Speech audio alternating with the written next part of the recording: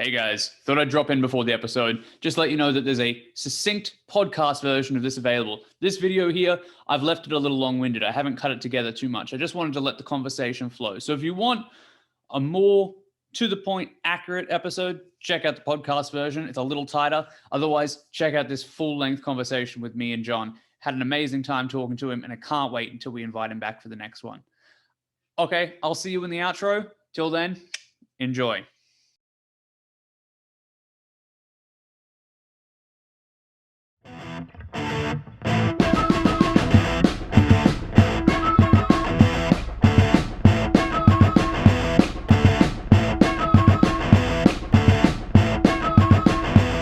Hey guys, welcome to the Booster Pack. This is the show where we unwrap the stories and crack the mysteries of collectible game history. And today the show hits a milestone, our very first returning guest. And in case you missed him in our pilot episode, I would love to introduce him once more.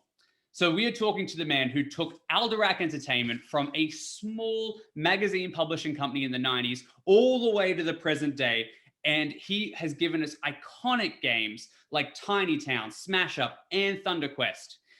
But not before he was a collectible games manufacturer and publisher, with giving us games like Doomtown, Warlord Saga of the Storm, and of course, Legend of the Five Rings. Welcome back to the Booster Pack, the CEO of AEG and a titan of tabletop, John Zinser. Welcome back, John. How are you?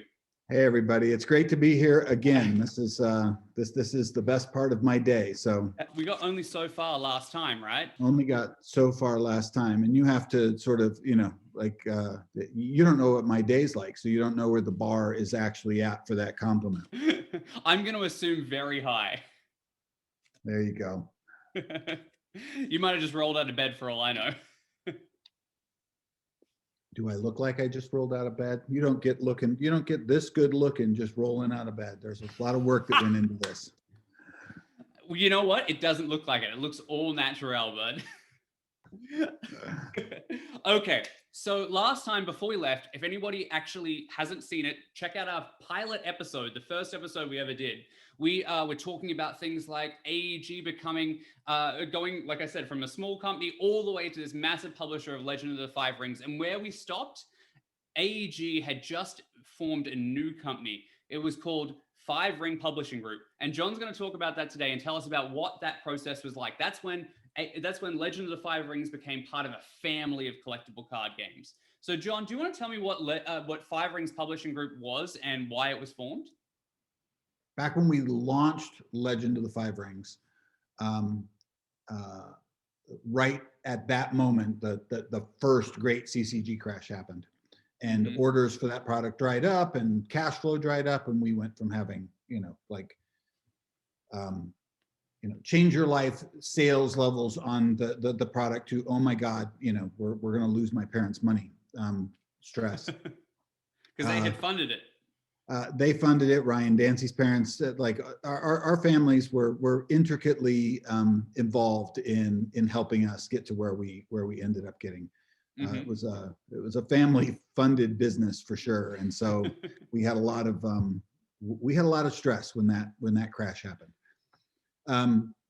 It took us, so we were in dire straits financially at that time. And then I think I mentioned that our original partners, at Isomedia said, listen, we're out. We're not going to go any deeper down the rabbit hole. And so Ryan and I started looking for outside funding.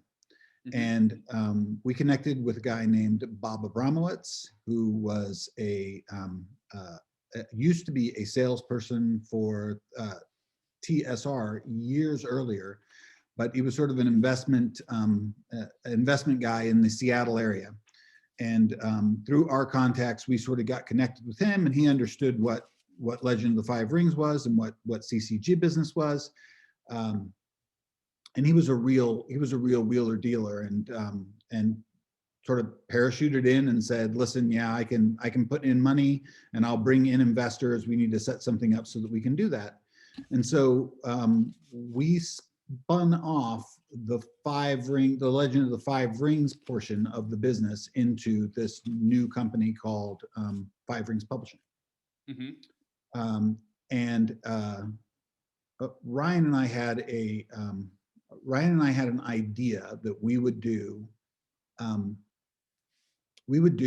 one new collectible trading card game every couple of years, and we would get to a pace where we were releasing maybe we had 2 or 3 CCGs in the lineup, and that we had a release happening almost every month. That was sort of the ultimate business plan for us. And I'm going to give you the truncated version of the story, since so we wrote that business plan, talked to Bob about it. He was super excited about it, and then he went out and started bringing his contacts from the Seattle area to have meetings with us. And so we had a few meetings, and then he had a sort of a big sort of investor roundtable with the people who were most likely to actually put their money in the business. And he had Ryan and I put together a big proposal, and we put together our best pitch proposal that you possibly could put together. We talked about our plan. We talked about how we would ramp up our business and how we were going to keep the business steady and healthy and functioning. When we were done, it was a PowerPoint, and Bob turned the lights on and he says, "What did I tell you guys? Aren't these kids impressive? They are awesome, right?" He said, "Yeah, that plan is great, and I totally trust in that plan." He says, "But what we're going to do is we're going to take that 3 to 4 year plan that they just gave you, and we're going to compress it into 1 year. And we're going to take your money and we're going to run it towards a cliff. And when we get to that cliff, we're going to jump off. And we are either going to crash spectacularly or we are going to fly like an eagle." Wow. And it was, and literally, we did not know that was coming. So Ryan and I, who had just done this thing, and we were feeling like, "Oh, this is great. We're going to get this money." And that was a slam dunk, right? We were like, "What are you saying to these guys, Bob?" Right? That's not the plan. We've never talked about that. Can we even do he's like, "Well, we'll release 4 collectible trading card games this year." And we were like, "That is unsustainable, not good." And the guys that were sitting at the table are like, "We want to do that."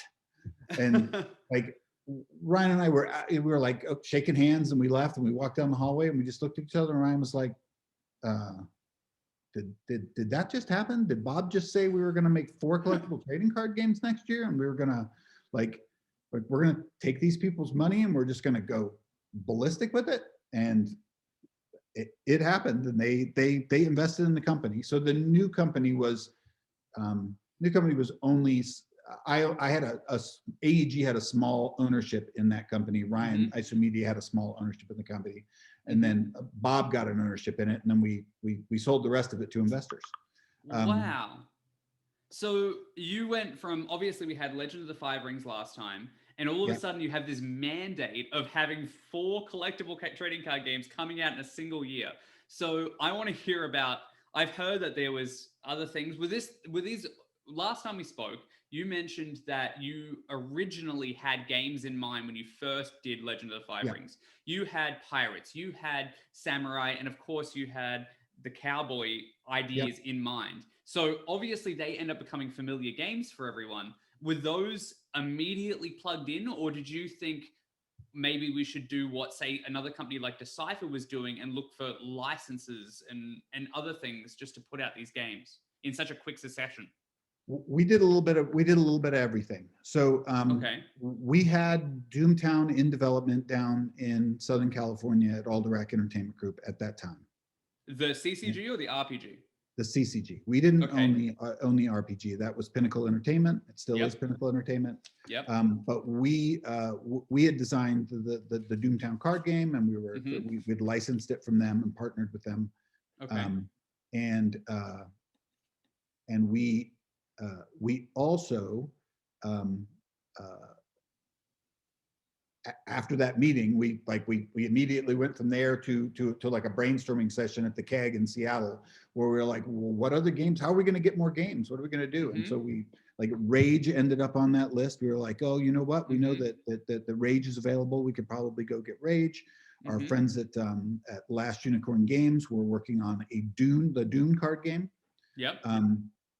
Which we knew that they were in, that they had gotten caught in the teeth of the thing that we survived, right? Like their first collectible trading card game was Heresy, which was one of the most beautiful card games ever made. Tarot card size, yeah. Yeah, tarot card size. They you know, the chef's kiss to the, you know, to them on the quality of the games and the stuff that they did. All of that was good, but there was really no chance for Heresy because it released like 8 to 10 weeks after L5R did, and like the sales dried up so far that they were screwed. So we knew that they were working on the Dune card game. They were in love with Dune. So we actually went out and made a deal to get Rage. We partnered with them to bring in Dune. We kept working on Doomtown, and so we were like, okay, we're gonna do all of these games. And then Bob's like, well, we should go get the Star Trek license. We should make a dice game. So we should make a collectible dice game. Star Trek, the collectible dice game. Yeah. Which was you know, a fun game, but out of our depth to try to figure out how to make a game with dice. I mean, well, to that point, you've only made games of cards, right? Yes. Yeah. And the premier sort of gaming format at that time was cards. It was cards, yes. Yeah, and Decipher obviously had Star Trek tied up since the very early days. Interesting. Yeah. So that year we had Rage, Dune, Doomtown on our radar for games that we were going to do, and we had already started. We were sort of in the process of putting out the remaining parts of Legend of the Five Rings, that original you know, story that ended at the Day of Thunder. I think Crimson and Jade and Time of the Void happened as Five Rings Publishing Group, full-on Five Rings Publishing Group products, and but none of the other games had come out yet. We were sort of rushing to get them out after the Day of Thunder, and we decided that we were going to continue to do Legend of the Five Rings. And the first expansion after that was going to be the Scorpion Clan Coup. And we knew we didn't have product that we were working on for, like, we had a cycle. There was a cycle for getting collectible trading card games developed, we didn't have anything. We didn't have enough work in development for the thing after Scorpion Clan Coup. So our idea was we would chop Scorpion Clan Coup up into 350 card sets. And do smaller sets for the Scorpion Clan Coup. So we did the 350 card sets for Scorpion Clan Coup. And we did not do it, like there was no educating retailers at that time. There wasn't a good communication factor with fans or anybody else. L5R was hot after the Day of Thunder, and we released those 3 sets in succession, like for 6 weeks, and we sold as many cards for those as we had just recently sold for the 150 card or 200 card Time of the Void and Crimson and Jade. So we basically took a set and chopped it up into 350 card sets, and the market bought all of them. So we printed the same number of boxes for each one. So I don't remember what that was, like 2,000 displays, or 200 or 300 cases or something like that of product, which was what we were selling of a standard expansion. Yeah. We sold that many 3 times. We sold 350 card expansions the same number of times that we would have sold one 150 card expansion. So Scorpion Clan Coup for us was a 3x of what we had made on any other CCG expansion. And Ryan and I thought that we had like put our money on like a number in the roulette wheel and just hit like big money. So from that conversation, we talked and decided to change the way we were going to release Doomtown. Something interesting happens in around this time, something that shifts the collectible card game business irrevocably, like forever. To this day, you can feel the ripples of this event. Wizards of the Coast ends up buying the standard of the hobby industry, TSR. So you guys, at some point along that road, get scooped up in that wave. How does that happen? Okay. So Bob's plan to take the investors' money and run it towards a cliff ended in exactly the way you would think it was going to end. We crashed and burned. We didn't fly. Sorry. It is funny. I remember getting a couple of trips up to Seattle. I got a phone call and says, you have to come up to Seattle. We're in deep kimchi, John. So I flew up and they were like, okay, well, we're not going to make payroll next week. This plan has failed. We have to figure out what we're going to do. And I actually Ryan and I had a deal with Five Rings Publishing that if the crash and burn happened, we would just get the property back. We'd get L5R back. There would be no there would be no issues there. So I was like, okay, so this one's going to crash. Now I have to start figuring out how I'm going to bring Legend of the Five Rings back to AEG. Bob says, so we've obviously failed on the plan that we pitched to our investors. I can't go back to our investors and get more money. So what we're going to do is we're going to buy TSR. That comes out of nowhere. Okay. Absolutely. I was sitting. I can picture myself sitting in like Bob's office. Same situation, the same thing, the same reaction to what he said to the investors. I just looked at Ryan, jaw dropped, and we were like, what? How is that going to work? He's like, well, we can't sell them on a smaller deal. We're going to sell them on a bigger deal. We're going to go tell them that this is going to blossom up into something more. In order to do that, we're going to buy Dungeons and Dragons, and we're going to make this deal happen. He says, I know that they are in trouble and they are in need of money, and I think that I can broker that deal. He says to me, John, we have to keep the business open for the 6 to 8 to 10 weeks it's going to take to get this deal done. You need to get on the road and sell product. And so like I left. I got on a plane that day and called distributors and I started flying to the distribution hubs around the country, and I was visiting retailers, cramming product in, doing continuing the big L5R rah-rah, the legwork. And Ryan flew to Wisconsin to go to the TSR offices. He was there going through their books and going through everything, and then every day we would get together in the evening, and he would call me, and we'd have a little download. I would say, well, my day was the same. I talked to retailers, talked to distributors, sold some more off of our product, and then he would spend an hour just sort of talking about like the kind of shape that TSR was in, what the books were telling him, and I still was not a believer. I wasn't a believer, but he loves Dungeons and Dragons. He put the blinders on. Like every night he would say, oh, "We're going to buy TSR. We're going to buy TSR." So to give some context to the situation, at the time, Dungeons and Dragons wasn't doing what it was expected to be doing, right? Like at the time, Dungeons and Dragons was what had been a champion product for the industry, and all of a sudden, in the wake of collectible card games, you've had Dungeons and Dragons become less and less and less, and all of a sudden, rumors are around about their demise and missing shipping dates and everything like that. And this is when you guys come in and Bob's suggesting that you should buy them up when they're in this vulnerable situation.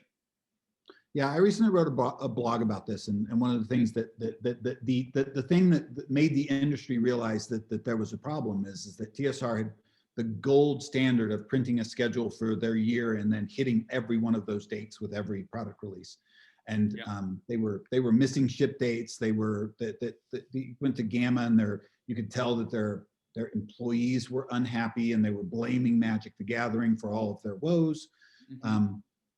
There was a lot of things that had sort of gone on. They had a not optimal books sales deal to the book channel that was money that they had gotten money for and spent, and then the book channel still had the ability to return product, and they just dumped a gigantic return on them, which it was just a whole bunch of things that caused that company to be in trouble.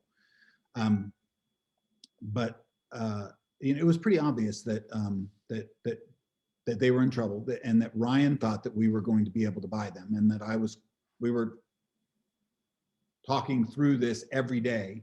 And I was selling just enough L5R product every day that we made payroll, and then I sold enough more, and we made payroll again, and we kept doing this thing out. And I went to 6 or 7 different distributors. I ended up in Albuquerque at War Games West. I spent 3 days there. They were like our first adopter. They were one of the first big Magic distributors. They really helped. They bought as much product as they could, and they did a big sale, and they promoted it out to all their stores. And I remember going out to the parking lot and calling Bob and saying, "Bob, that's it. I've sold as many booster packs as I am physically able to sell." He's like, "That's fine. You did a great job. You need to fly home. We're not going to make it." And I was like, "Okay." I have to give Ryan a big hug when I get to Seattle, because the dream of owning TSR is going to go away. So I got up to Seattle, and we had our meeting, and Bob says, "Well, we've got one more play." Bob had obtained during this process a first right of refusal to purchase TSR, and Elaine, who owned TSR, hated Peter Atkinson, who owned Wizards of the Coast. Would not talk to him. Wow. Would not talk to him. They were mortal enemies. That she blamed him for all of her woes. And I know that there was some backstory there that they were not friends. So you said before that they had, at the Gen Con or the Gamma previously, the staff there were blaming Collectible Card Games for the situation that they were in. Yeah, without a doubt. They never took Collectible Trading Card Games seriously. I mean, they made more money than they've made ever with any of their products, probably with Spellfire. But then they didn't really, they were just like, "Oh, this is just free money. We're not, this isn't the business we're in." They were kind of, they were Blockbuster, and the Collectible Card Games were Netflix at that time. Thank you for putting it in those such simple terms. That is a very clear unable to adopt metaphor. Yeah. So now Peter loved Dungeons and Dragons. Loved it. I mean, still does to this day. I mean, he's we're friends on Facebook. He's running a 5e D&D session. Talks about it. He's his new company is based around the idea of bringing his Dungeons and Dragons campaign world to life. It's awesome. And so we got in our office, and we called Peter, and Bob says, "Hey, Peter, how you doing?" We chatted a little bit, and he says, "Tell you what, I've got something that you're going to send us something along the lines of, you're going to send us $1 million today." Yeah. And he says this to Peter Atkinson, though. It says it to Peter. Peter says, the Coast. Well, why am I going to do that? And he says, "Do you have a fax machine?" And Peter says, he said, "Yeah." He says, so Bob was talking to him, and he had, we did a little cover letter and faxed it to the fax number. And Bob says, "I'm sending you a fax. You're going to read that fax, and in order to execute that deal, your guys are going to bring us $1 million." Which, again, the balls on Bob. It just, I learned so much from that guy, right? It's just unbelievable. We sent the fax over, and Peter's like, "Okay, hold on for a second," and put us on hold. And he said, "All right, I got guys coming over to your office now." like To collect the within money. the hour, there were people from Wizards of the Coast with a check for $1 million that they were handing to Bob for Five Rings Publishing Group as the down payment on the option to do the TSR deal. Wow. So so our deal with Wizards of the Coast was you buy Five Rings Publishing for X, a set number, more than $1 million. If to do that, we'll broker the deal for you to get Dungeons and Dragons. Okay. And so we had found out that that Elaine's asking price was way, I mean, it was way more than we could afford. And we raised, like, to Bob's credit, he got a crap ton of money lined up for us to do this deal. And the sidebar to the story was that he had sold all of these investors on the fact that Ryan would run that business and that I would be the person to save the sales of TSR, which was, nothing has scared me more than than the idea that I was going to be the one responsible for selling Dungeons and Dragons, which I was not qualified to do at that time. So we went through multiple weeks of sort of due diligence and with Peter, and the debt service that TSR had was equal to the amount of money that they were asking. The amount of money that they were asking was obtuse. And Peter worked out a deal. I don't think he ended up paying what we had originally seen and been pitched, but it was really good. It was very close to the number that they were hoping to get from us, which was take on the business and all of its debts and pay them off, and then write us a great big check. Wow. So what you're saying is Peter Atkinson was essentially able to spend way more than the company was worth because he was so desperate to get hold of something that he loved dearly. As a collectible card game player, I can relate. Believe me, he is the ultimate geek and was so happy. I mean, so happy, right? But the people at the people at Wizards of the Coast were pissed. They were not happy. They did not think that Bob had made a good deal. So you're talking about the money men at Wizards of the Coast? Not just the money men. The guy he had brought in to be the CEO, the people he was going to task to run that business, and the accountants that showed up at the Five Rings Publishing office and said, okay, we're here to do due diligence on this company. And Bob says, you can do all the due diligence you want. You're going to write us a check for X. And they go, no, we're not. And he held up the piece of paper that was signed that said, if you buy TSR, you buy Five Rings Publishing for X. So they were lit. Everybody from the people that were in their sales department, their marketing department, the CEO, everybody thought that it was a bad deal. Everybody thought it was a bad deal. The Five Rings Publishing team got assimilated into Wizards of the Coast, including me. And I still owned Alderac Entertainment Group. And, as a cherry on top of, we didn't realize how bad this deal that Peter had made was, they find out that they don't also own Alderac Entertainment Group. They're like, why is there a difference here? And we're like, well, Five Rings Publishing Group is the publishing company, and Alderac Entertainment Group is a creative company that still publishes magazines and role-playing game stuff. You didn't buy Alderac Entertainment Group, you bought Five Rings Publishing. So you were the slippery weasel of this business deal. You guys slipped out from under it. Yeah, we did sort of slip the noose there. And so Ryan and I and all the people that were working at Five Rings, not Bob, all the people that worked at Five Rings ended up getting jobs at Wizards of the Coast. Ryan was put in the creative side and had some things to do. And then he ultimately got put in charge of launching 3rd edition Dungeons and Dragons, which was his absolute dream job. I got put in the sales department and given, I was given 2 or 3 of the smallest distributors on the planet, Mad Owls in Alaska, and a few other, like that was my beat. That was who I was supposed to sell product to.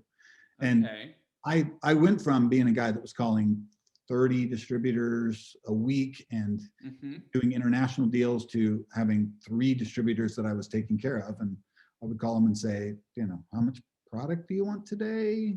Is there anything that I can do to help you? There was no selling, like there was no real selling in the job with me and 9 people or whatever it was in the sales department.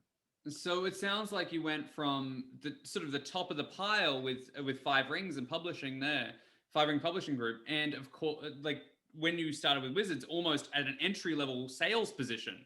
Entry-level sales, absolutely entry-level sales. So I did entry-level sales, and I did that for like 3 months, and I spent a little bit of time there, and then I was like, well, you know, I need to go back to California. I don't live here yet, so can I fly back to California and continue to do this from there? And they were like, yeah, sure. So I flew back to California. I had plans to come back up in 6 weeks. When I flew up in 6 weeks, I came into the office and went up to the sales department, and I'm like, where's my desk? And they're like, oh, we talked about it, and we have traded you to the marketing department, right? Like, wow. Oh, okay, great. Like, and I wasn't insulted because like I sat in those sales meetings and I would like, let's put together a deal where we do a deal with Domino's. Let's like, come on, you're Wizards of the Coast, you sell Magic. Let's do some big promotional thing. So I always sort of sold thinking about how we might do a promotion or something like that. And they're like, oh, you know, you should go work in the marketing department, which I did. I got moved to the marketing department, and now Ryan is he's in his little office working on Dungeons and Dragons 3rd edition.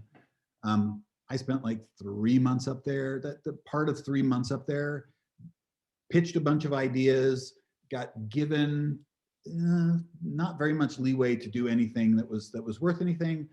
Had to go back to LA again. Spend time at AEG. Then I flew back up. Went up to the marketing department. Where's my desk? We've moved you to Rich Fukutaki's department. He's in new games. You're part of new games. New games meant not Dungeons and Dragons, not Magic the Gathering. Yeah. And at that time they weren't doing any new games. So I went down to that department, and I got the distinct honor of working with Rich Fukutaki. One of the smartest people I have ever met, the person responsible for Wizards of the Coast getting Pokemon, did not get credit for that, in our opinion.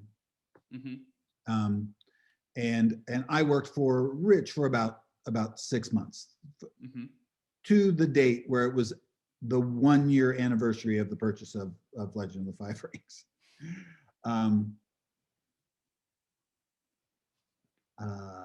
Our buddy Luke Peterschmidt, who works at Alderac Entertainment Group now. Ryan, Luke, and I have got we call us we're the Iron Triangle, a friendship triangle. Luke got hired to run the new card business at Wizards of the Coast. He was running the Legend of the 5 Rings. So AEG was still designing all of that stuff. So we ended up with a sweetheart deal. We didn't get sold to Wizards of the Coast. We had a reasonably lucrative monthly contract to continue delivering content for the Legend of the 5 Ring CCG. And we had a contract for Doomtown. We were doing both of those games. So like our business in LA was never better. It was great. That's fantastic. So you guys were basically doing the work, the design, and like basically the creative work for Wizards of the Coast, while Wizards of the Coast was publishing these items after they had bought Legend of the 5 Rings and obviously the other games under the 5 Ring Publishing Group banner. So I want to jump back where we were speaking before and talk about a little bit. You briefly mentioned it, and I'm fascinated by it. I feel like in collectible games history, it is one of the biggest sticking points that my mind immediately goes to, and that is the Rolling Thunder distribution model. You guys put out, as you were saying before, with Scorpion Clan Coup, you guys put out 3 sets in the space of 3 months, and that worked really well for you. So that led to an idea of, hey, let's grow this into the model how CCGs should work. Do you want to talk a little bit about what happened from there? Sure. Like you guys incorporated it, And do you want to tell us what came of that? Yeah, so we sold more Scorpion Clan Coup than any other product that we'd ever sold. When you say that, do you mean you sold it to distributors, or it went to to distributors the customer as well? and to stores, right? Like it was. What was the Magic set that everybody thought was going to kill Magic? Was it Shattered Empires? Was that the Fallen Empires? Fallen Empires? Yes, Yep. The aptly named Fallen Empires. Aptly, indeed. Yeah. Where you thought you could just print as many cards as you wanted to print, and the world. So I would say that Scorpion Clan Coup was our Fallen Empires. But we didn't know that right away. We didn't get feedback from stores or distributors about wanting to send product back until we came out with our next CCG expansion, which was, I think, after the release of Doomtown. So our original idea so we did that with Scorpion Clan Coup, and we were like, oh, this is a great way to release a collectible trading card game. Monthly releases, which is what like sort of our dream was, to get to a place where we had monthly revenue for a product.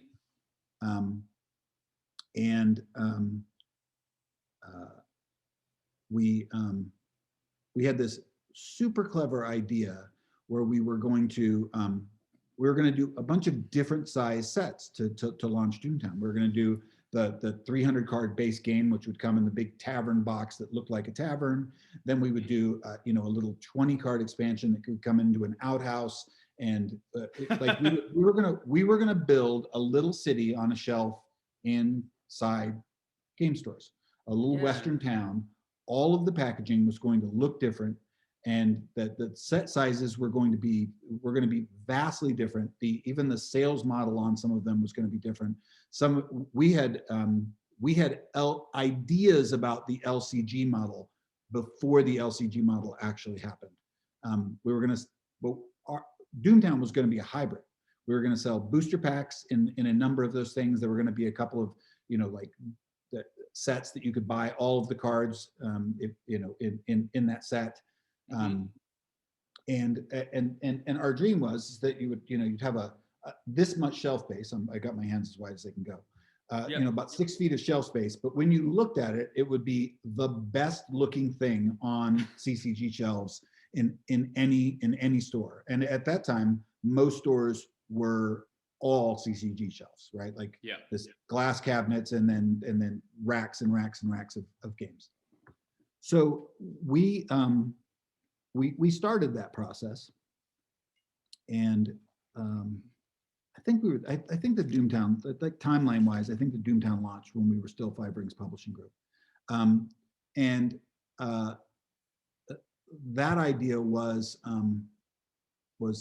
heave-hoed for the faster and easier, just number the same boxes and maybe change the color of the boxes every 3. So we had the first 3 expansions were in silver boxes, the next 3 were in gold boxes, and then whatever. Like it was a tragic bastardization of the awesome idea, which I still believe to this day, had we executed it correctly, would have literally changed the way people bought collectible trading card games. And I actually think that it may have stopped the LCG model from being as powerful as it was when people got, they were finally upset with having to buy so many cards in a certain way that took root. So, and we sold a lot of Doomtown cards, but we saw the sales of each of the expansions sort of falling off a cliff for the 9 or 10 months that we had releases. We sold a lot, and then less than that, and then less than that. It was not stabilizing and doing what we had hoped that it would do. So for those who might not be familiar, what happened with Doomtown is it was launched as a 9-episode arc. Yep. So every episode would be 52 cards-ish, and they would come out every single month. So January had a release, February had a release, and that was all throughout the entirety of 1998. And this was what was called the Rolling Thunder technique. And what John here is talking about is each one of those returned diminishing results because people unfortunately would fall off. as each of the resets would come out, rather than people jumping on, which was the hoped for result. And this didn't just happen with Doomtown; it happened with Rage. It happened with also Legend of the Five Rings. Yep. Yeah, absolutely. So the Rolling Thunder in its original incarnation, I still believe that it would have been Rolling Thunder. But Rolling Thunder was quickly labeled Rolling Blunder by everybody that was associated with buying those games, and on the receiving end of that, that purchasing model. I mean, to this day, I still think you can, maybe not Doomtown as much as it used to be, but you used to be able to get, $3 and $5 boxes of Doomtown, because there was just so much of it out there. You can't get $3 and $5 of any boxes of anything nowadays. Yeah, no doubt. Everything is probably almost three figures. Yeah, because of you. You should take credit for that. I think that where we failed on Rolling Blunder was, I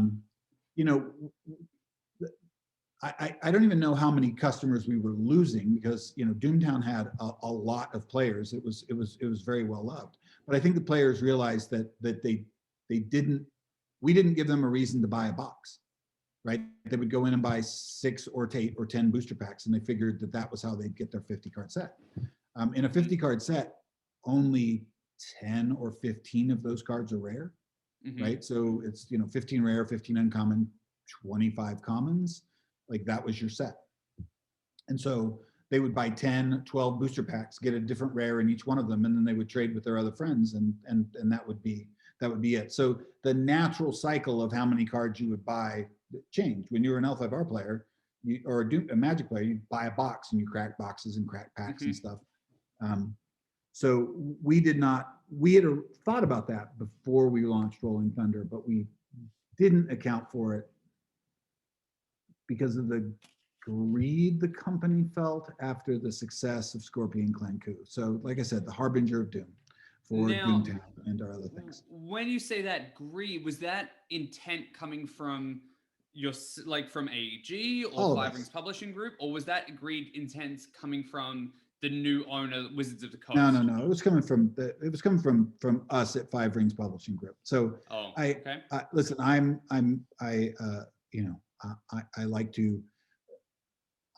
happy to be honest and say, there are a few times during the 28 years that I've been doing this where, I lost, focus on reality and thought, the cash register is going to start clicking right now. And I got sucked into it too. I sort of fought for the original Rolling Thunder program, but, the argument was, look at what Scorpion Clan Coup did, right? This is the model. Yeah. We need to embrace this model. And by the time we'd already spent all the time and money and got Doomtown launched, that's when we started actually getting real feedback that the Scorpion Clan Coup had not sold, that it had just sold in, and that the Doomtown buying pattern was not what we'd hoped that it would be. And that was I think that ultimately was part of the reason why the Bob Abramowitz, we're going to run this idea towards the cliff thing failed. Yeah. And why we ended up doing the deal with Wizards of the Coast, blah, blah, blah. Yeah. Go ahead. And so at the end of that, you've got all these sets coming out concurrently, and you've got a bunch of other things. Were you ever worried that one would take away the focus of the other, or was this the original Five Ring Publishing Group that every single set or every single game would be for a slightly different part of the gaming demographic? Yeah, so the original plan is that we would have, we release a game every few years, and we would grow, we'd grow a market for that while taking care of the market from the other games. I think that this was a rough time in our business. We were definitely not doing our best work with so we put a lot of love into launching Rolling Blunder, but we just failed.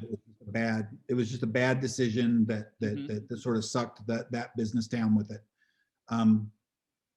And I feel like we did a good job with the design for the game, and that we were doing a good job with design for L5R at that time.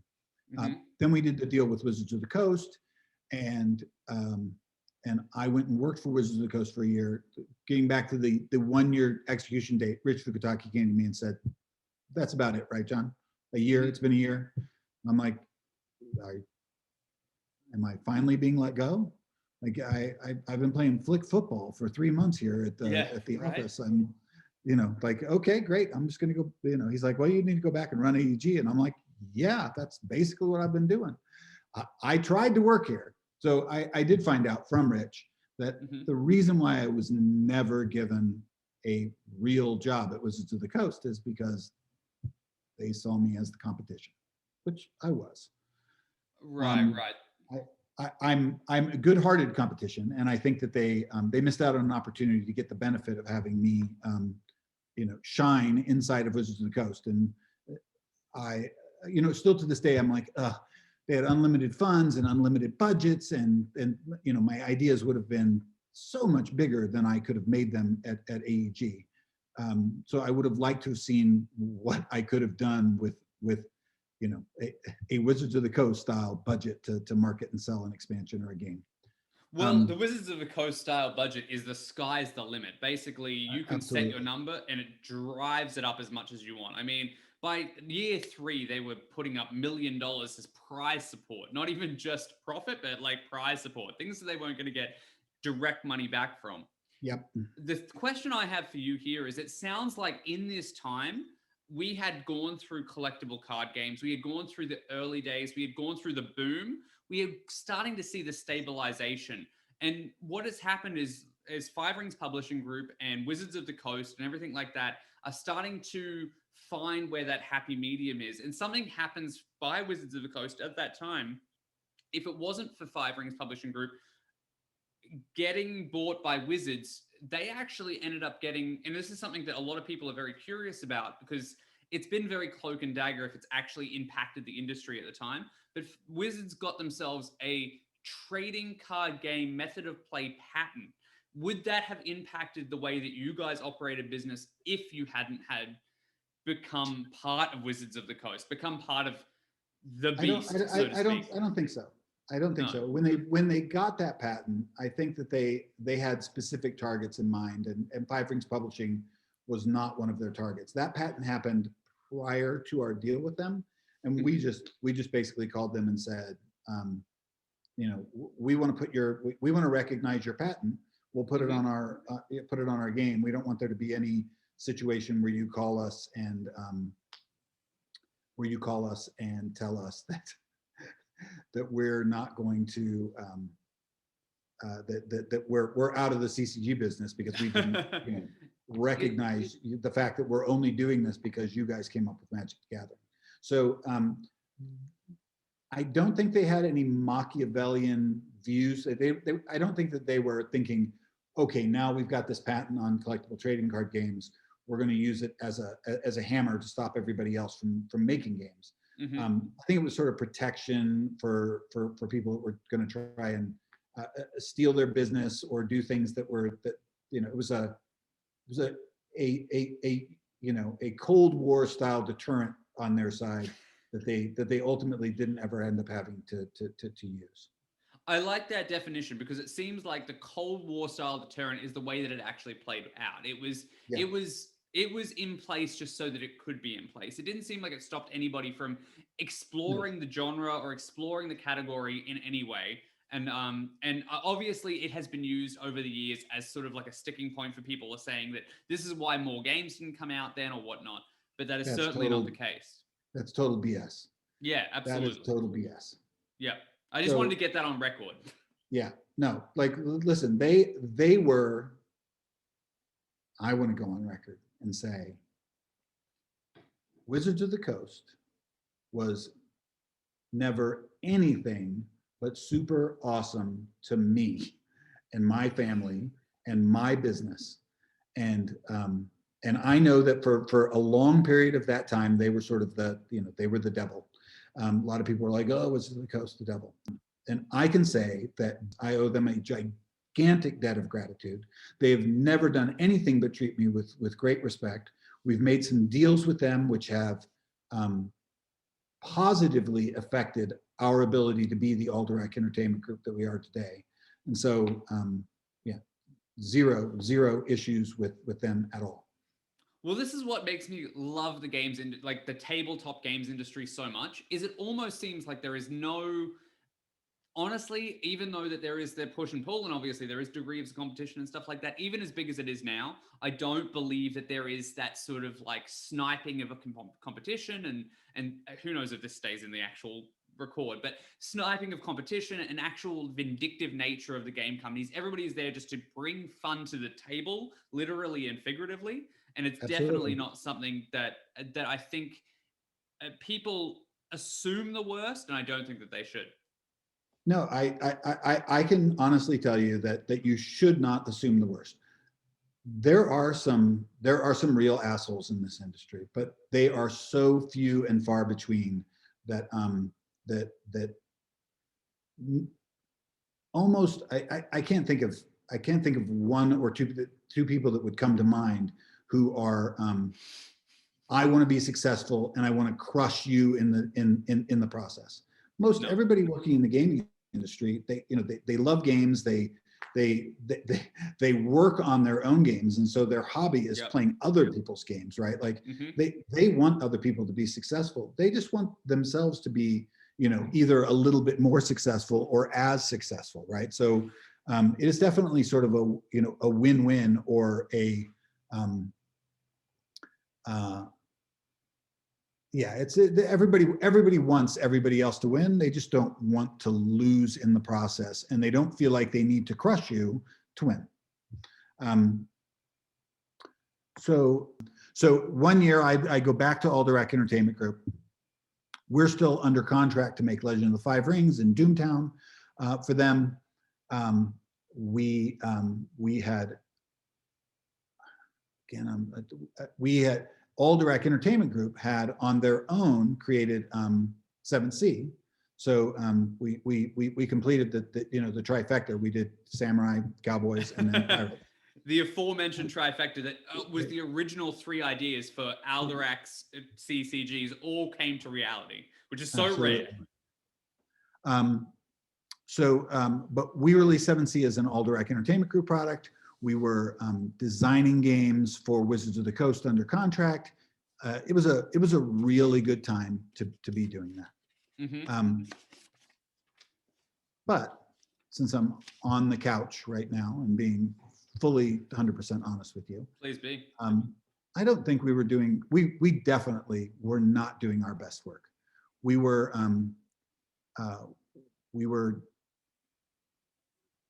sort of phoning in the work we were doing for Wizards of the Coast. I feel like we put them, that there were a group of people at Wizards of the Coast who were loved L5R, but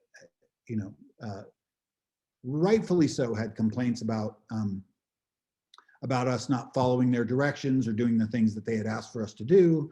I think that we were like, we took on that attitude of, we've been doing this from the beginning. We know better than anybody else. Right. We've launched 3 very successful, very living, very doing well card games. Like how dare you call us up and tell us that we need to make these changes. And so my good friend Luke Peterschmidt had the unfortunate duty of calling me and telling me that we were fired. Sorry, let's just get that on record. AEG was fired by Wizards of the Coast for designing their collectible card games. Absolutely. Those they and again, they were very nice. They let us finish out they didn't like, we're not paying you starting next month. They're like, well, listen, we know that you've got some ramp up time. You need to figure out what's going on, so we're going to pay you for additional 3 months. We're going to sort of wean off of what you're doing, and we're going to start working on, what was the edition of the game that we got back from Wizards of the Coast? Maybe it was Emerald. Was it Emerald was the big? For L5R? Yeah. So they were going to, they started work on the next big base set, and we were allowed to finish up the last expansion on whatever arc it was that we were working on. Yeah. But they were going to do the next. They were going to do might have been gold. Yeah, gold. Yeah, might have Gold been, was the big shift back to AEG. Yeah. So we were fired, and that income was no longer coming in, and that income was paying to keep the company alive. We were making money with 7C, but we weren't making real money with 7C. And 7C was did well, but it was on sort of a deteriorating. Almost all all CCGs have a deteriorating track, right? So,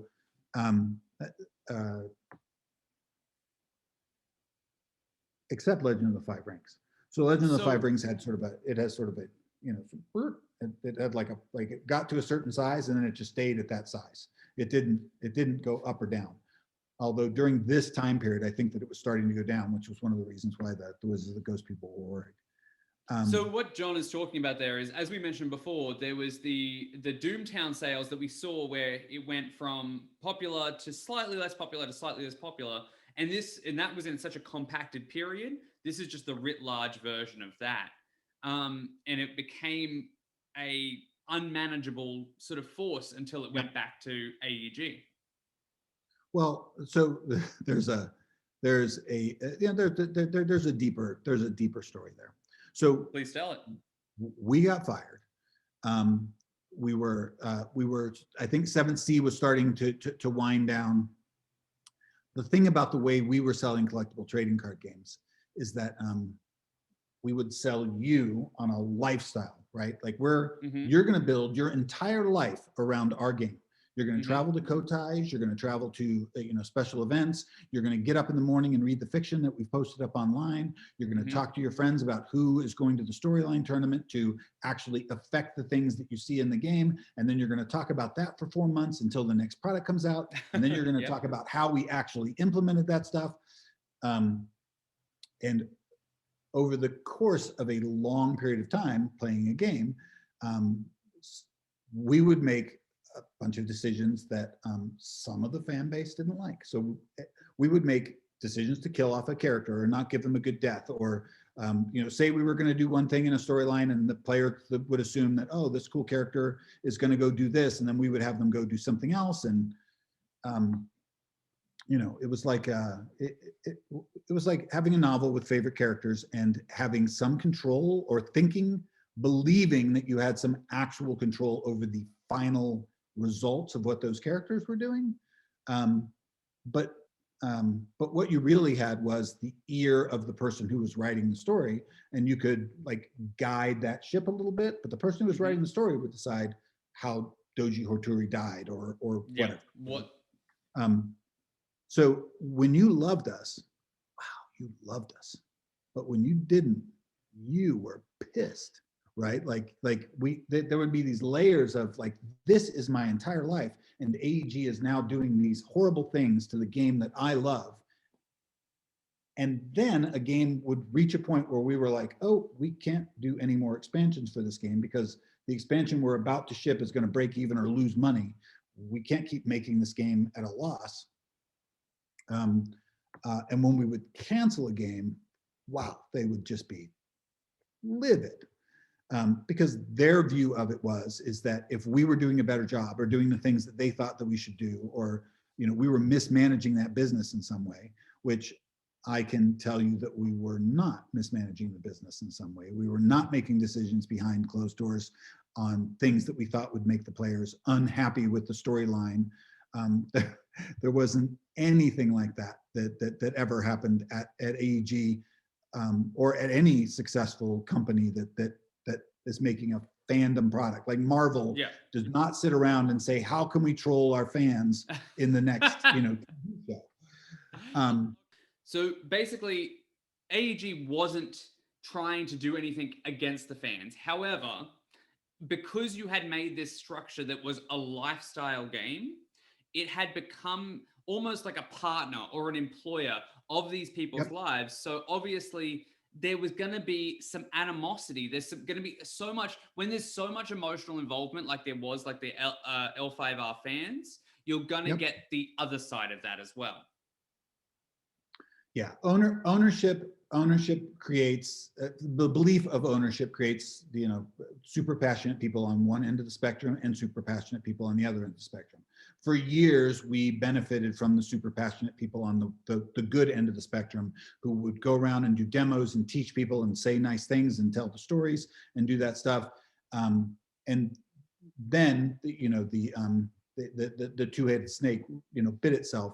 We would have fans who were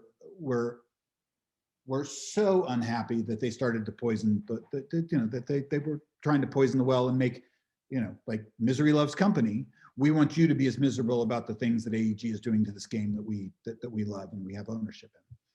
Well, emotional frustration comes out in so many ways, and especially we see it nowadays with fandoms, whether Star Wars puts out a movie that everybody doesn't like, there's a wave of fandom that comes in and says, hey, this is not the way this should be, you're taking something away from me. But this is the way that it is, but because people are so far invested in it, this is how people respond to it, because they don't understand that there is that dichotomy between fan and product, right?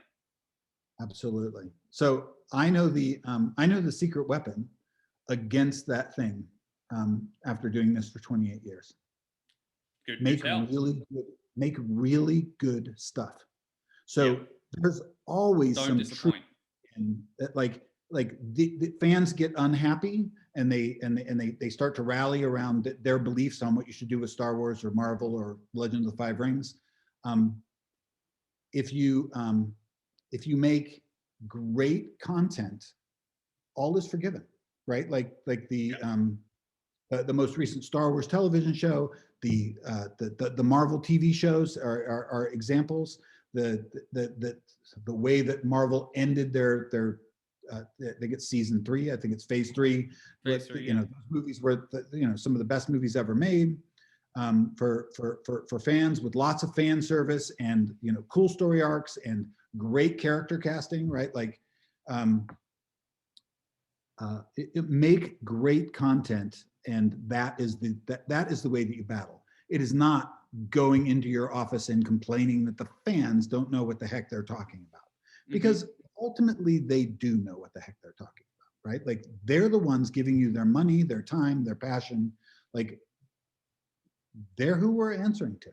Like they are the property in some ways, and I think that it's bizarre because there's this bizarre push and pull where that is who they identify as who that is, but at the same time there's so many factors that they don't understand as well that come into making one of these things, that you can't just do every request that they have.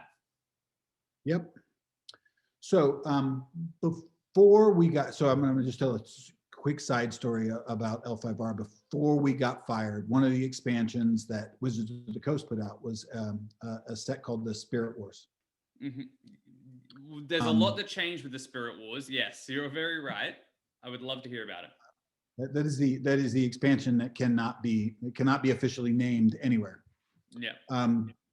Because Wizards of the Coast got a cease and desist letter from someone who had a Spirit Wars game online or something that was just what am I allowed to say here? That was nothing like the Spirit Wars expansion. It shared a name in.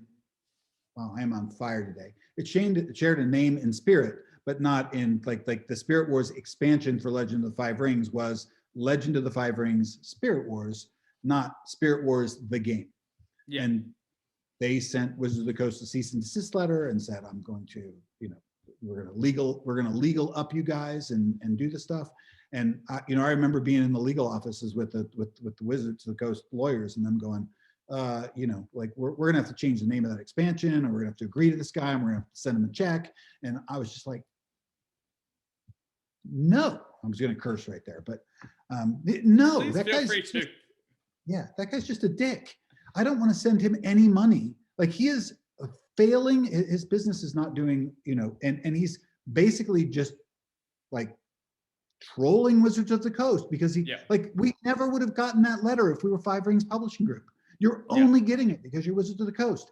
Flex your legal muscles. You've got a room full of lawyers here. Just go crush him. He is wrong, right? Like, and I'm not, listen, I'm a little guy. If I thought that he was even close to right, I would be telling you guys, listen, we screwed up. We should just give him a check. But so Spirit Wars brought a big change to the L5R game. What was it about Spirit Wars? There was a change to the card back. What happened there?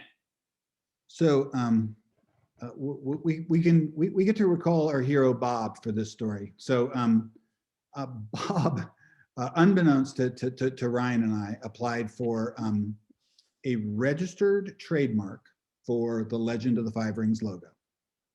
Oh, okay. The Five Rings. Yep. The card back, basically, as you see it early. Yeah. The original card back. And so we got a letter from the government that said, we are sorry to inform you that the Olympics logo of 5 interlocking rings is protected by an act of Congress, and your request is denied. And not only is it denied, but you need to change your logo immediately. Wow. From government. This was one of those times like where I just said I was in the office saying we should go fight that guy. Bob was like, nah, we're going to fight these guys. And I'm like, we're not going to fight the Olympics. Like, we're wrong here, Bob. We have 5 interlocking rings. We're not going to like fight the Olympics. And I was like, I got on the phone. I called the people. I sat there for hours on hold. I finally got a sympathetic ear on the other end of the line. And I'm like, listen, we're going to change our logo. But if we're not allowed to print the product that's going to press right now, it's just going to put us out of business. Like, this is a legacy product that's going to go on for years and years. There's a natural point in the very near future where we'll be able to change the card backs and it won't matter. But if we were forced to do that right now, we'll go out of business. And they're like, what date are you going to make the change? And we're like, whatever that date was. And they're like, okay, yeah, that's okay, as long as you make the change. And yeah, so that original L5R logo, which is one of the greatest logos ever made. Beautiful. Which, you know, we really miss. The other logo was as good as we felt like we could have done, but if you fell in love with the original Legend of the Five Rings logo, that was definitely a turning point for that game. Was we had to fight the uphill battle of putting card sleeves out and getting, you know, thank God people were starting to sleeve their cards just in general at that time. Yep, it was starting to rise. Yep. Yep. So so at least we didn't have to also convince people that, you know, that they needed to buy a bunch of card sleeves to sleeve their cards. So that was scary, but ended up with a happy ending. So you guys have just been fired by Wizards of the Coast, and now you're out on your own. How do you guys find that footing as being a collectible game company? How do you guys find the next step in what is going to be AEG? So we went back to the whiteboard and we put a number of things up on the whiteboard that were ideas for card game, the next phase of card games that we could do. And I do know that fantasy got up on that wall because it had been a lot of years since anybody had done a fantasy card game, and nobody wanted to fight against Wizards of the Coast, which was essentially a fantasy card game, or Spellfire, which was the Dungeons and Dragons card game. Spies was up on that wall. Vampires, I think, were up on the wall because we just liked them and had a different idea for how that could be done than Vita's style. And at the time, interestingly, Wizard had discontinued A Vampire: The Eternal Struggle, so you guys would have been open to that before it went back to White Wolf. Yeah, we saw vampires in a much different way than White Wolf did. White Wolf saw, you know, the angsty side of vampires, which was a huge market, and there were a whole bunch of goths that just absolutely loved that. We always looked at our games from the heroic side of you know, like what is it like to live in a world where you're getting hunted by vampires and that sort of stuff. So we didn't end up making that product until much later on when we were not in the CCG business anymore. But I remember the team were working on a number of different ideas. And one night I was working late in the office, and Reese Sosby and Kevin Millard, I think, were the ones that came into the office. If you're watching this, ex-staff members, and you were the one that pitched me on Warlord, then, you know, I'm sorry, I don't remember. They came and showed me the rank and file game. Like, they showed me rank and file, and they're like, we've got this game where, you know, you put cards into play on the table in this rank and file situation, and you move them forward and they fall forward, and the combat for this game can be D20 generated. And that was a pitch that was given to me when the D20 craze was going crazy because of the open source license, the role-playing game renaissance was happening at that time. Okay, so there was a lot of people who were super interested in that sort of role-playing thing again, because ironically, your partner, Ryan Dancy, had brought back this wide D20 craze to role-playing games again, which had sort of been pushed aside by the generations of role-playing games that had come after Dungeons & Dragons, even so much as saying, like, Legend of the Five Rings. Yep, absolutely. So we, I fell in love with the idea. The design team, it fell into place mechanically for our company, probably faster than any other collectible trading card game had fallen into place. Right. And that happened at a time that our ship was leaking. We were spending more money every month than we were making. We didn't have a huge safety net of cash to deal with. We weren't getting any money from Wizards of the Coast, which we never had assumed that money was going to go away, stupidly. You know, I have not made that mistake since.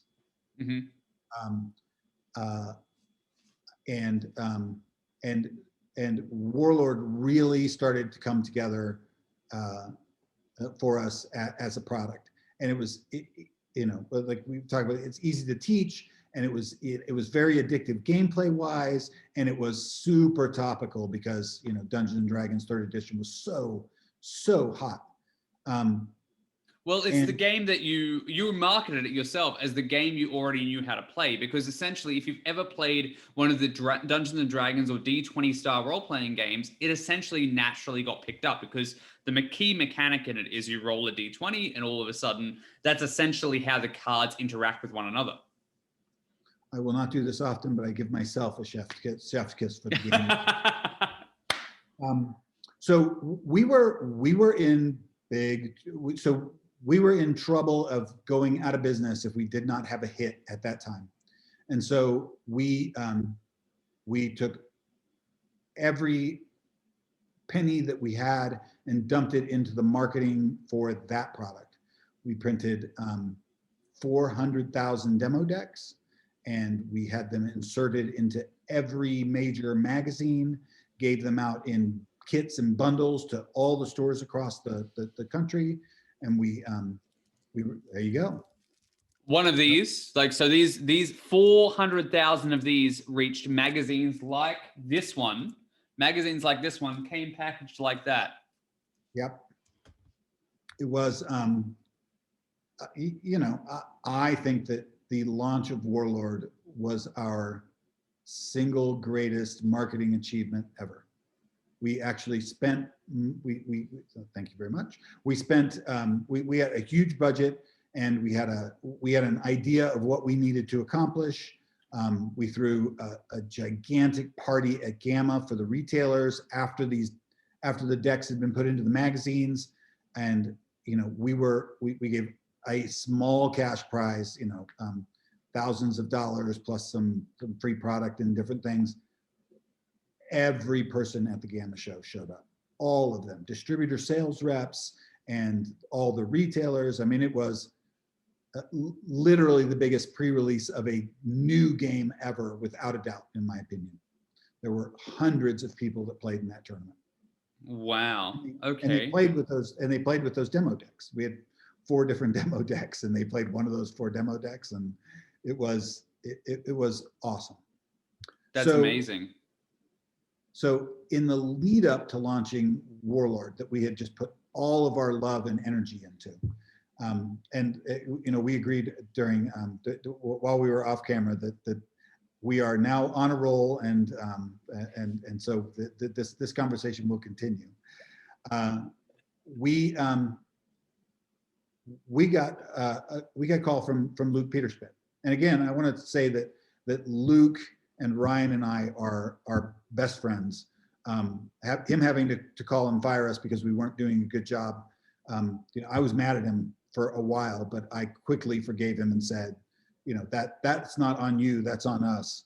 Like we're mea culpa, we're at fault there. You should not feel bad about that. So for everyone listening, if you didn't pick up on it before, that was the same person that they had contacted when they were bringing Rage into the fold for the Five Rings Publishing Company and their games. So ironically, what John is telling us here is that he was fired by the very person he had hired, and now he's getting another call from them. Yeah. So it looks like, you're not going to believe what I have to tell you. I think Wizards of the Coast is going to sell Legend of the Five Rings. Are you guys interested in buying it? Wow. It was what a super exciting day, because at the time we got that call, we were really confident that that Warlord was going to launch strong, right? Mm-hmm. I don't know if you would like to tease the rest of the story, or you want me to go on for the beginning of it here now? All right, great. So we knew that Warlord was gonna launch strong, but we didn't know how strong it was gonna launch. And we knew that that Wizards of the Coast had multiple suitors for Legend of the Five Rings, but we put our hat in the ring, and we were obviously, and I think much to Luke's credit, we were the leader in the clubhouse. White Wolf was going after it. There were some other companies that had sort of sniffed around, but then they'd sort of gotten out of it when they found out that White Wolf and us were going after the game. And for weeks, I was talking to Luke every day, a couple times a day, talking about the pitches and the money and the stuff that was coming in. And then all of a sudden we stopped talking, right? Like a day went by, and then 2 days, and then 3 days, and I hadn't heard from Luke. And I called him, and I got his assistant, and I'm like, after 2 or 3 days where you're getting ghosted a little bit, you start to be like, we are no longer the leader in the clubhouse to get Legend of the Five Rings. Mm-hmm. And so it was a few more days before I did finally get a hold of Luke. And by that time I was a little bit antsy, and I'm like, listen, you need to tell me, are we about to lose Legend of the Five Rings? And he's like, yeah. He's like, the offer from White Wolf is, there's just so many White Wolf people here. So Wizards of the Coast had a lot of people who had gotten their business start at White Wolf there. So they had a super strong love for White Wolf.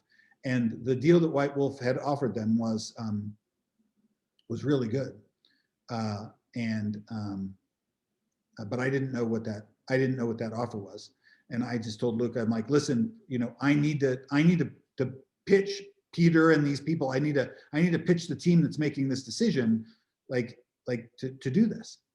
So let me set the scene here. So launch this original collectible card game that is about to hit the stores. Meanwhile, you find out that the one that you came into the industry with, the property that you founded and grew from the ground up, grassroots, was available again to bring it back into the fold. Now, those who know their history know that Legend of the Five Rings finds a home again at AEG. I can't believe that, but unfortunately, we're starting to run out of time. You are the king of the cliffhanger. That is a great place to make sure that we get back, and we'll be off to the races when we get back.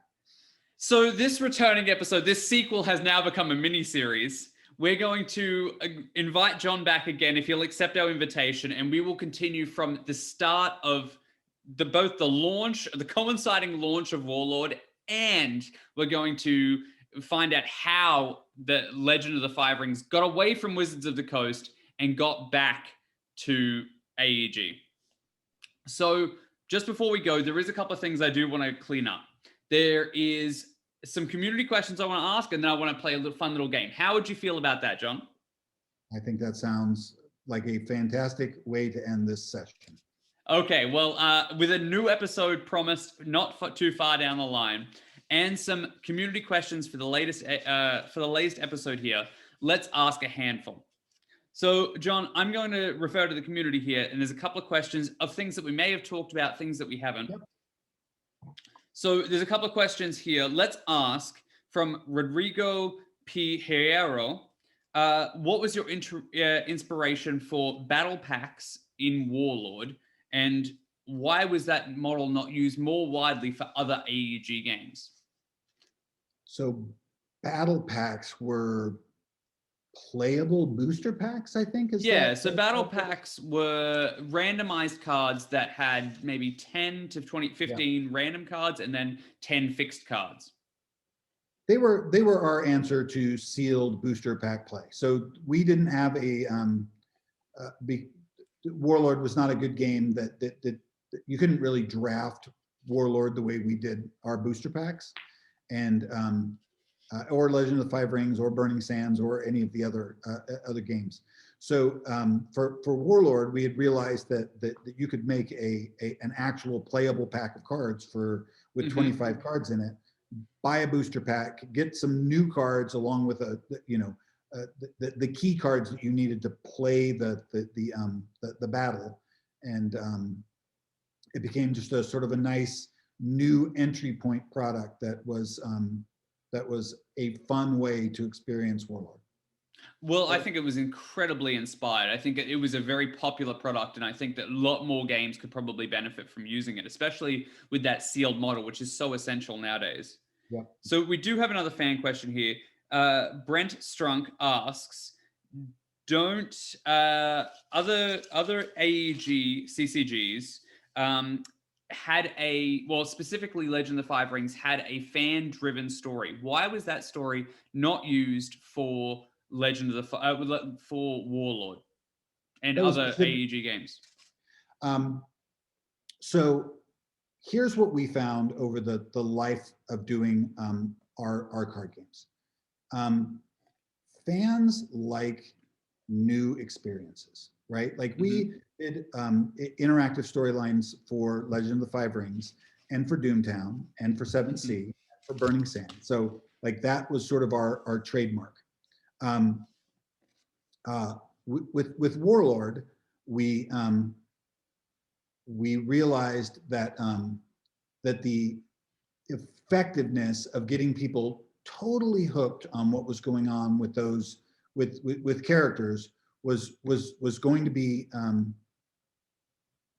a mountain that was going to be hard to climb again, because there were people who had not experienced it in those other games, because we got a lot of new players into Warlord, but interactive storylines are tough to do. You have to have multiple storytellers online, and as many of you who have played all of those games know that sometimes the storyteller doesn't tell a story that you love, right? Like you win a storyline tournament and then the story comes out and you're like, ugh. Well, we talked about that before, right? Yeah, that's not the way I would have told that story. Plus we had we because of the way Warlord was played, the natural the natural marketing hook for that game became the Overlords, which was again that little deck. You got, it's basically a battle pack, but the big bad guy at the end of the battle pack was not a Warlord, it was an Overlord, so 7th level or 8th level or whatever they were, and then Overlords. The natural progression that was very easy once we started doing that was oh my gosh, this is a game about leveling up and fighting higher level monsters. So you fight your overlord, you fight your warlords, then you fight your overlords, then you fight your dragon lords, and then lo and behold, you're going to get this opportunity to fight these unique experiences in gaming, the Medusan lords, and they were going to be singularly unique. If you beat a Medusan lord, you would become the owner of that card, and it would be one of the most valuable trophies that we had ever given out for any of our games. And so the bandwidth to do that well meant that we didn't have the money or the budget or the time to sort of spend on also trying to engage people in a truly interactive storyline. Right. So it shifted the focus from a narrative sense to not a collectible sense, but a more mechanical sense in that storyline driven game. Yeah, and I think one that made more sense to people who had played Dungeons and Dragons or computer games. Like the boss battle is just a thing that you wait for in computer games, and a lot of the people that were playing Warlord when Warlord started were either D&D players, or they had learned about fantasy gaming through a myriad of very cool computer game experiences. Well, there's so much DNA for role-playing games and games like Diablo and all those sort of computer games that came out around about that same time. So people were so much more familiar with that language. And of course, Warlord attracted those who were RPG players at the time to the collectible card game genre. So my next question is a little bit of an easier one. Woodrow Hood would like to say, what was your personal favorite CCG to play of all the ones you released? Oh, this is a softball. So here, I want to do a call out for Woodrow real quick. Yep. I'm gonna change my background here real quick. Yep. There we go. All right. So I'm at the Alderac Entertainment Group, Larkstone House. This is our gaming house where we work from. This is a picture of one of the pictures of Tarak that was painted by Carl Frank, an artist who worked for us for a lot of years. This was a gift from Woodrow and the Warlord community after that promotion that we did a few months ago for the new micro Warlord set. The 20th anniversary. Yeah, listen, that's a softball because it's Warlord by a mile. I am not good at our games for the most part, and I'm certainly not good when the people that I'm playing are the designers and the developers and the people that we've hired to be the very best at the game. I have some amazing stories of my traveling around the world to go to the Kotais. And I remember one specific time where I went to a Kotai in Greece, and it was in this building that had a whole bunch of different sized rooms. And so they only had a certain number of matches in each room. And the closest, the big room in the middle was where all the main matches were happening. And there were like 9 other rooms. And by the time the tournament was done, and I played in it, I was in the room with the girlfriends who had been taught to play that day, like that week. And I was still losing. I think I went 0-9 or 1-10 or something like that. It was an embarrassing showing with Legend of the Five Rings. But you had fun. With Warlord, you always have that dice, right? There was always that moment where like my dice could get hot and I could beat a better player because I was just like 20, 20, 20, 19, boom, your guy's dead. I win this game. Yeah. So it is by far my favorite CCG that we have ever made. That is fantastic. And obviously we're going to get into it next time, but you have such a personal connection to the story. And obviously, as you said, you also famously lost Warlord games with sometimes what was considered the most unbeatable deck ever. But we will talk about that in episode 3 of this mini series that is endless at this point. So I do want to ask a question about 7th Sea. We barely touched on it in this episode, but I do want Stephen Skilton to get his question in. I would like to ask, is there anything that you as a publisher of the game wanted to see more out of if Seventh Sea ended up going another couple of years? Was there anything that you didn't get a chance for that property to do? No, I love the Seven Seas story arc.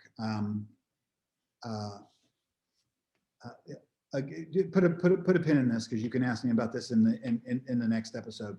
But I picked Seven Sea over an option that Matt Wilson pitched me that ended up becoming the big company that Matt Wilson owns. And because I really loved pirates, and I still to this day feel that John Wick is he is a genius creative writer, and that game is amazing. The story was great. I don't think there was anything else that I would have wished for with that product. We got to do the last set, which was not a profitable thing for us to put out, but we got to put the end cap on that story and close up all of the main threads that we had there. It was not our best selling of our CCGs, or the longest lived, but I think that people would say I've seen posts where people are like, AEG's games are gone because like they didn't care about them, or they didn't do a good job with them, and that is just categorically could not be farther from the truth. You are a chronicler of the length of time that CCGs live, and I think we have the best batting average of a publisher for the length of life of their games of anyone that ever published CCGs. Like, we had 2 duds, maybe. I mean, the driving game that we did, which was also fantastic. I mean, it was a good game, but we just didn't know how to sell an anime driving license game. Initial D.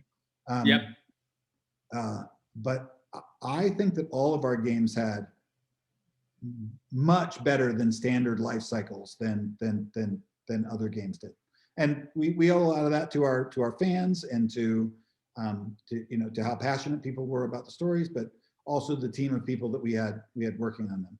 I mean, you definitely have to get Dave Williams on this show. I've spoken to Dave recently and suggested it, but I haven't heard back just yet. But I feel like you're right. AEG definitely had some unbelievable games that came out of the gate and that survived on the shelves much longer than anybody other than Wizards of the Coast were able to manage. Only for no other reason, because they were fantastic games, and you could feel that the community and the company was behind them. They believed in what those games were. Yep. Absolutely. So there is another question that Stephen had. He also wanted me to follow up with you about if you had any more details on William O'Connor's art auction. I don't. So Woodrow Hood is probably the better person to find out about that. I don't know. I've let him and Jeff Menges, who are I think are going to be in control of that, know that I have designs for a couple of the pieces that ended up being our covers for our role-playing games. But I have not heard back when that is going to happen. And I don't think I'll miss it. I don't think Woodrow will let me miss that. But I have not heard. I have not heard back on that. So okay, well, we can look into that in a future date. That sounds very exciting, and I'm very excited that those art pieces might be available again. The last question I have to ask, and it was asked by a handful of people in the community, and they do want to hear your perspective on it, just because it's such a recent piece of information in the community. But I will attribute it to Brad Reeves right now. Essentially, he wants to know what your feelings, perspective, and hopes are for the Legend of the Five Rings property and IP moving forward, and as it is at the moment. That is a good question. So I have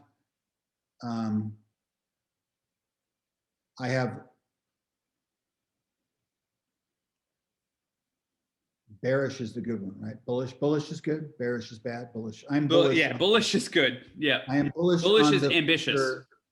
I am bullish on the future of Legend of the Five Rings as a property. I am very bullish. I know that. That it is. I know how difficult it is to try and do what Fantasy Flight Asmodee tried to do with the relaunch of Legend of the Five Rings. Yeah. They did some things. The story I'm going to tell about Wizards of the Coast and how much better they did things than we were doing.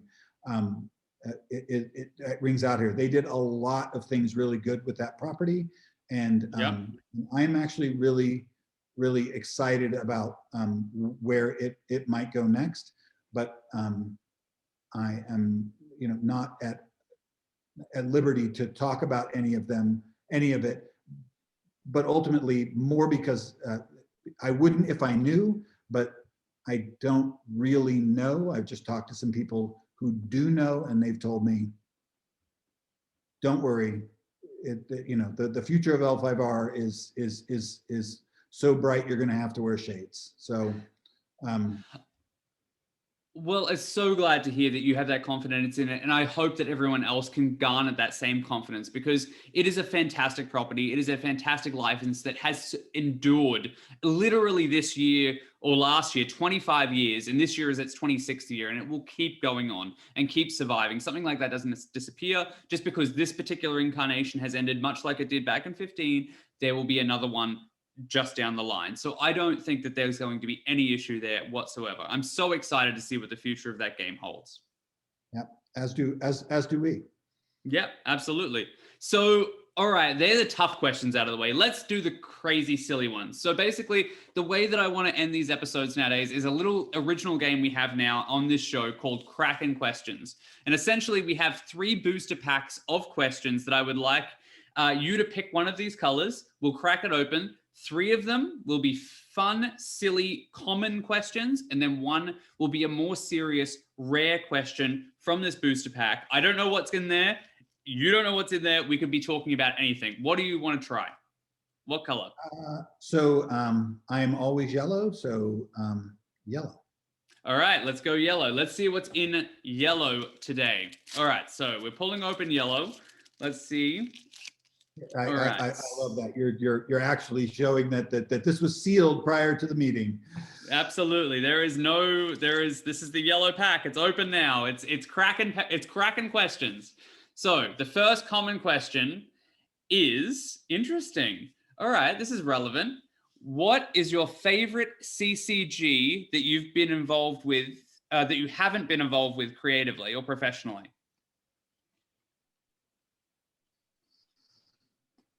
What is my favorite CCG that I have not been involved with professionally? I'm going to say Highlander.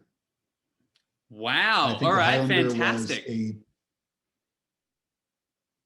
I got sucked into Highlander because Dave Williams was a gigantic Highlander goober. And he was always wanting to play that when we weren't playing our games. And so I got to play a lot of versions of that game, and it's amazing. That's fantastic. I actually spoke to Dave recently about he is a champion at that game. He is one of the world's best players. So I'm so glad to hear you say that his enthusiasm for that game rubbed off on you and other people at the AEG offices. Okay, so next question. So our next question it's a little simpler than the last one. Do you prefer a bagel or a croissant? That is a simple question. It is a very simple question. Yeah, but I'm telling the whole world whether I prefer a bagel or a croissant. You're on record. I'm gonna say bagel. I'm gonna say bagel. I love I love just I love a nice crispy bagel with a schmear. It's awesome. I can't You have my agreement there. There's nothing like a warm toasted bagel with maybe some cream cheese or something on there. It's fantastic. All right, next question. It's another simple one. If If you were an animal, which animal would you be? If I was an animal, which animal would I be? Well, that is not something that you think about on a regular basis. I'm going to say that that I would be a giraffe. Okay. Because I would want to be loved as an animal, and my mom loves giraffes. So yeah, like, yeah, I think that being an animal is not when it comes to, yeah. If I were an animal and I wanted to still have the same sort of thing I've got going on now, I'd be a giraffe. Well, I feel like a giraffe, you can see over everything. There's an immense amount of perspective that I feel like you've shared today and that a giraffe has, because it can not only just see the forest for the trees, it can see over the trees. So I think that's a fantastic answer. You are very good at this. All right, last question, the rare question, the actual serious one of the pack. In your experience, what is the most challenging aspect of working on a collectible card game? The most challenging aspect of working on a collectible trading card game. I can tell you that that the most challenging aspect of working on a collectible trading card game is getting mechanics that work and are addictively fun. Mm-hmm. We thought that we would, so it took us a long time to get L5R to where L5R was. Mm-hmm. But we figured, after we've done this, we've really cracked the code on figuring that out. We then went to work on Doomtown, and we knew that we wanted to be a poker-based game, but it took forever to get it to a place where it was working, and the cheating hands, and that those things were fun and had us coming back, and had people who like weren't us, like falling in love and being addicted to the games.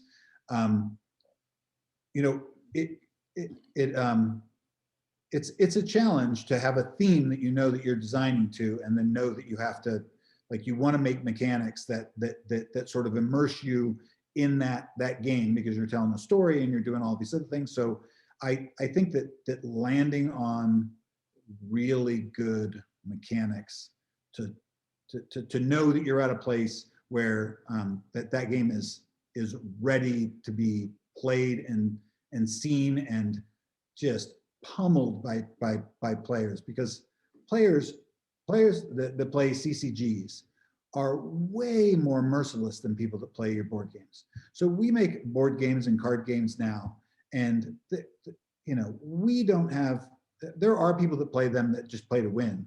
But when you put out a CCG product, most of the people that are buying those cards and buying packs and building decks, I mean, their plan is to build a deck that is so much better than everybody else's deck that when they show up, they just demoralize those players.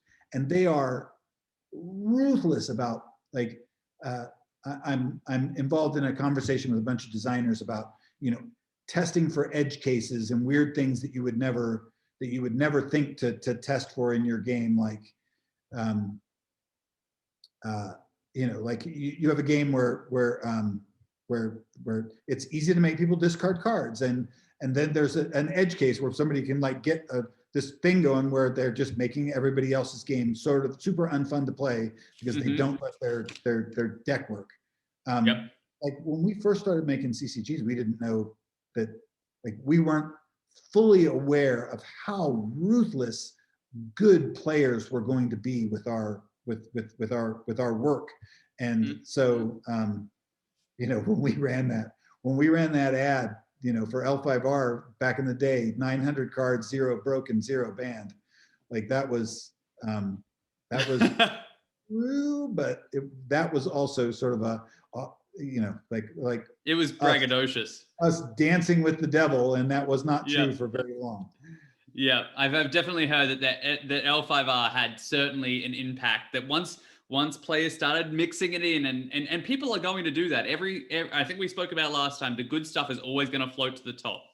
It's it's a tricky balance, I think, with collectible card games because you're playing with an unknown environment. Whereas a board game, you can control what people can do, but you can't control those 900 plus 900 plus 900 times 900 interactions that another game can.